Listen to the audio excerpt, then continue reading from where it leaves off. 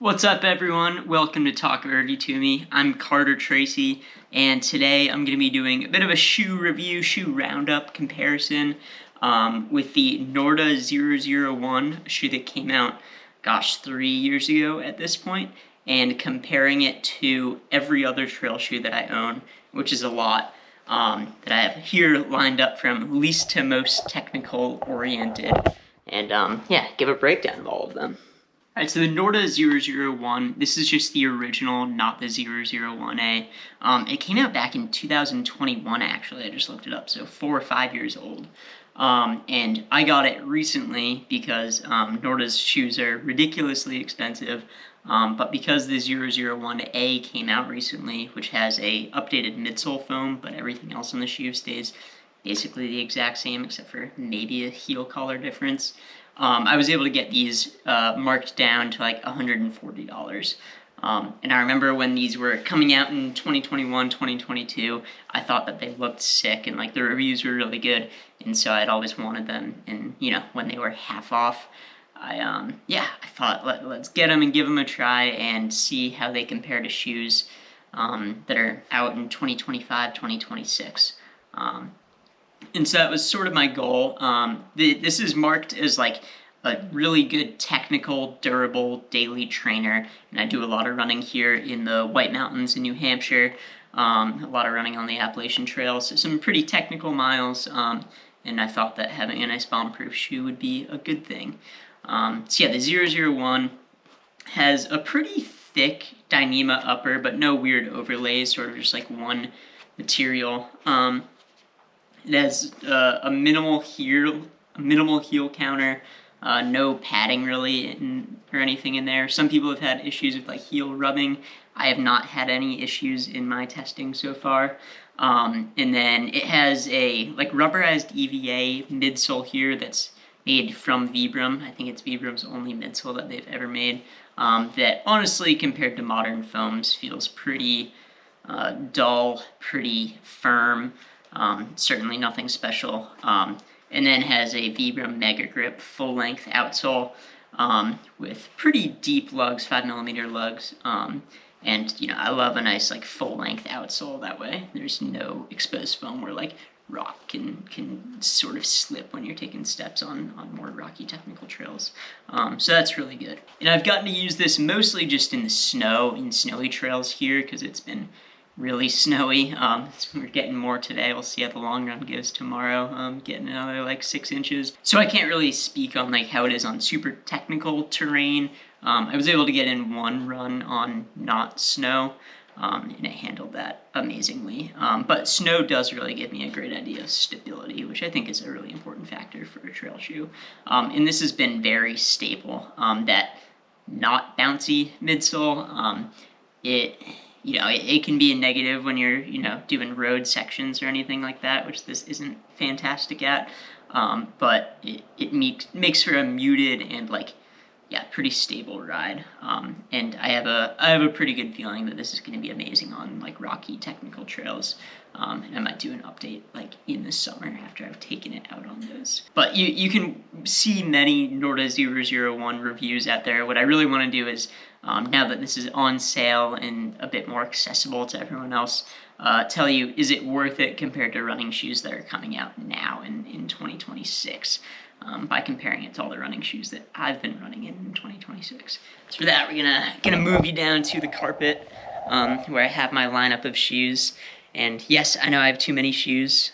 There's nothing you can tell me that my wife hasn't already about my shoe addiction, but it's very real. All right, so these are all of the trail shoes that I currently own, and I've run in every single one except for one of them on Cloud Ultra Pro, but I thought I'd throw it in for the comparison, more by feel. But I have these lined up from the sort of most runnable, least technically able, to the, on the far right, sort of least road running ability, but best technical trail ability. And I've lined up the Norda 001 here in white, certainly on the more technical side of all of these trail shoes, but still has some running ability. So I think the first thing to look at here is the midsole of the shoes. The Norda 001 has just a basic EVA insole, and it's a little better than just like the basic firm EVA because it is like a rubberized EVA, but it's not anything super special, and I think that really has the main effect on its runability here. So when comparing to shoes like the Adidas Gravik Speed, which has some Light Strike Pro foam, makes it much more sort of like bouncy and forgiving on the road. That same goes with like, especially the La Sportiva Prodigio Pro getting to the super shoe realm over here. Much softer, much more bouncy foam.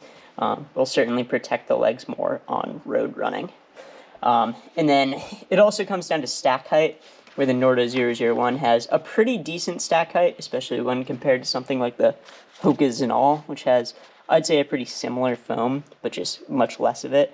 So running on the road is pretty punishing. But it does not have as high of a stack height as something like the Hoka Mafate 5, which, the foam is decent. It has some supercritical EVA, but, the foam here is pretty comparable to the Norda 001, but much higher, so it has much more road running ability.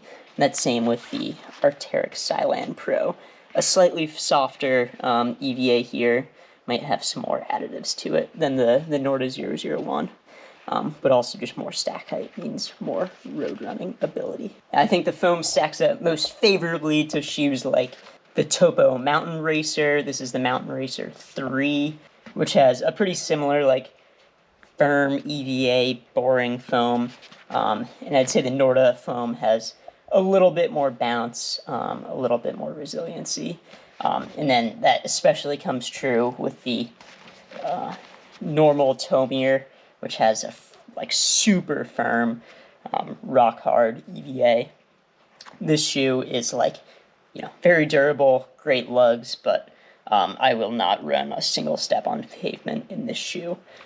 Versus, the Norda is not a deal breaker on the road. I took the Norda 001 on a long run on dirt roads and trail, and on dirt roads it wasn't horrible, but definitely not an inspiring ride like all of these shoes sort of have. I guess next up is outsole, and the outsole on the Norda 001 is going to be almost impossible to beat. Other than shoes that also have Vibram Mega Grip like the normal Tomir, you're going to have a hard time beating it. The Tomir is a better technical shoe because it has the same outsole, but larger lugs, and I'd say better lug geometry. And maybe you could make the argument too with the Topo Mountain Racer, with the same rubber but slightly larger lugs, although you might honestly get more bite here with the Norda 001. This outsole is going to outperform everything with Adidas's Continental, especially with smaller lugs here. Don't worry, I've run 1,000 miles in another 2 pairs of this. This is my 3rd pair, that's why it looks brand new. But I've put plenty of miles in this shoe to compare. And then even against something like the La Sportiva Prodigio Pro, which is pretty much all around a better shoe, but the outsole is not going to be quite as grippy on wet terrain as the Vibram Mega Grip on the Norda 001. So I would say for just normal training miles on decently technical trail, the Norda 001 is going to be about as good as any other shoe on this list.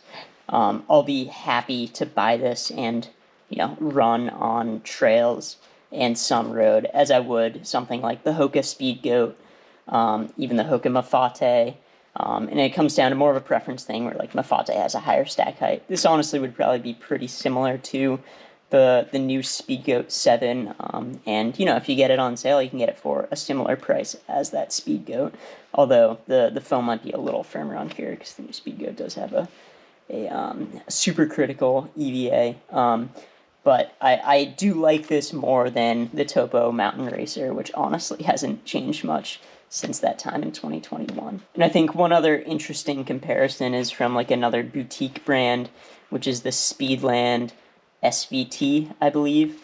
And this is another came out on, I think this came out a year or 2 ago, but is on pretty big discounts right now. On Sierra, You can find Speedland shoes on there like for $100, $90 pretty regularly. I got these for $90 recently, and they were another shoe that when they came out, I was really intrigued. And I've used them for a decent amount of winter running here too. But this is a hyper technical shoe designed for the hard rock course. Although I think it has way too little midsole protection for something like hard rock. And it has crazy 6mm lugs, which are, sort of longer lugs than almost anything else I've run in.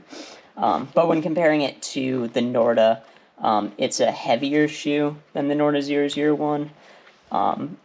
But they both have amazing lockdown. I'd say though the Norda upper is really, really amazing.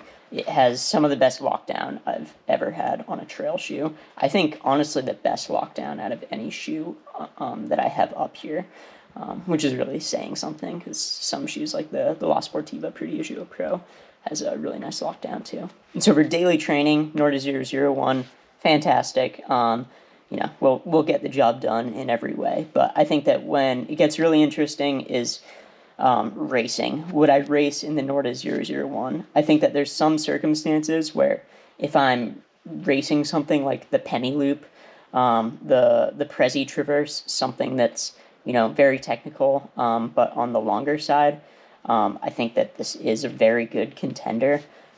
Shorter races, I'm going the Hokas and all because it's way lighter, and weight is a big factor in racing choices. But honestly, if I was racing the Penny Loop or the Prezi, it would really come down to, am I going with this Norda 001 or am I going with the La Sportiva Prodigio Pro? They're the only shoes on this list that are fast enough, that have good enough lockdown, enough foam, and good enough grip that I would consider racing them on uber technical trails. And I think I'm picking the La Sportiva Prodigio Pro almost every single time over the Norda 001. And it would probably extend to the Norda 001A as well, because I don't see the midsole being that much better than La Sportiva Prodigio Pros. The foam on this is just really nice. And upper lockdown, pretty comparable.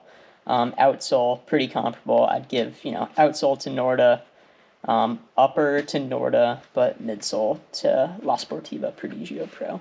And I think that's really the big argument here is, can the Norda 001, the base version that was made in 2021, stand up to technical racers like the La Sportiva Prodigio Pro that came out this past year?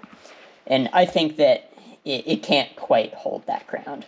It can top, I think, a lot of sort of the trainer models out there right now, but it can't top the super shoes. However, price point, if you can find this for in that $150 price point, it's $200 a lot right now, but that's still cheaper than the $225 of La Sportiva Prodigio Pro, and they're honestly pretty similar weights.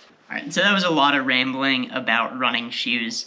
I hope that, you got some use out of that and got to hear about other shoes that I'm running in right now. But I think what it really comes down to with the Norda 001 is it's a fantastic trainer. It has a really good weight. It's like low 10 ounces. It has enough midsole stack that you're not bottoming out. It protects the feet. It has an amazing outsole and an amazing upper that you're not really going to do much better than, unless you get some heel rubbing, which could happen, although it didn't happen to me at all. And I think the final thing is just, if you're choosing between something like this and something like the Hoka Speed Goat, do you want to support, the big established company like Hoka, or do you want to support the small boutique brand Norda that's, based in Montreal, and is, developing some top-notch trail shoes, albeit at very high prices. And for me, I'm going to choose to support Norda. I'm going to go with this small boutique brand. And, if I was in a position to spend like the $300 that the 005 is right now, Norda's like premier racing shoe, I totally would choose that. But for now, I'll just have to, I guess, wait 5 years to get the Norda 005 for like $150, you know? Yeah, I think we're at an extremely lucky time in trail running where, yeah, a couple of years ago, there wasn't much differentiating shoes. They were sort of all like, you know, solid, you know, EVA midsole. It was basically whichever has a Vibram outsole and has like a decent upper was kind of the best option, versus now we get fun choices. And I think that, you know, we can really build out a shoe rotation on the trails, which before I was always someone who, you know, I had a road shoe rotation because road shoes were different. But on the trails, I had my 1 or 2 trail shoes that I was currently running in. But now I like, based on the terrain I'm doing, I have so much to choose from. Is it, you know, runnable trails? Is it super technical trails? How long am I going? And it makes me so that I'm much more excited about trail shoes right now than road shoes. I think I'm much closer to having a big trail shoe rotation and having a single road shoe. And I think that's also because I'm transitioning to more of a trail racer than a road racer.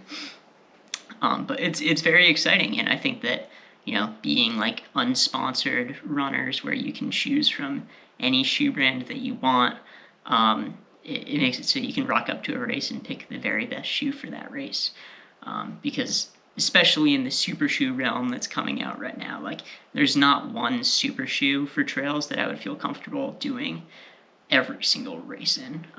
Like, you know, I think the Agravic Speed is the fastest shoe that I've run in for like super runnable, like, you know, dirt and single track trails. But you know, if I'm racing a technical trail, I'm no way I'm taking that shoe. I'm going to take out the La Sportiva Prodigio Pro, and then if I'm racing somewhere in between, I'm probably taking out that the On Cloud Ultra Pro, even though I haven't run in it yet. But yeah, it seems to be much more forgiving than the Adidas Agravic Speed.